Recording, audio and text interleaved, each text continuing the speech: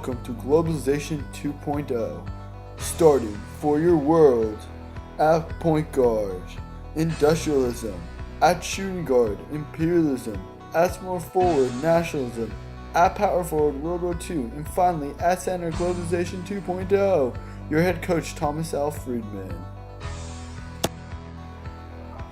Have you ever done something that became more popular than you ever expected, or bigger than you realized?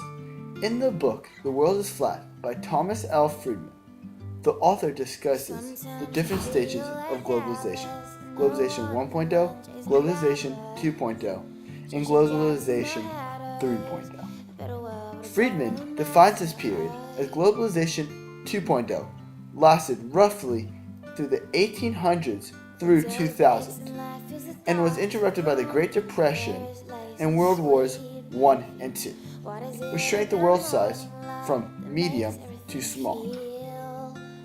He went on to say that globalization is the key agent of change. The dynamic force driving global integration was multinational companies. The historical event known as the Industrial Revolution contributed to Globalization 2.0 and the interconnectedness between countries. However, during the 1800s through 2000s, imperialism, nationalism, and World War II hindered the process more than it facilitated it. The major turning point in the process of globalization was known as the Industrial Revolution. Quote, "It is a social and economic change that transforms a human group from a pre-industrial society into an industrial one." It was also the period from the 18th to the 19th century where major changes in agriculture, manufacturing, mining, and transport had a profound effect on the socio-economic and cultural conditions, starting in the United Kingdom and spreading throughout the world. During this time, new innovations, inventions, and the production of work products revolutionized society. John Deere, one of the most famous innovators of this era, began as a simple blacksmith and manufacturer.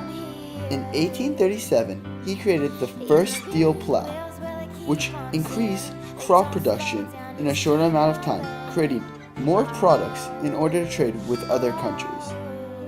The Industrial Revolution was the first step towards efficiency and productivity of labor and work. This stimulated the development of ideas about how tasks could be accomplished more easily and in a timelier manner. It also forced other countries to become stronger, become more advanced and productive. This led to the world becoming more interdependent, productive, and modernized. A great benefit of the industrialism was the creation of urbanization. Urbanization created the need to build large towns where the working population could get work in factories in order to make an adequate living. This allowed large towns to become more modernized and innovative. If the Industrial Revolution had not occurred and sped up the process of globalization, our society would not be where it is today.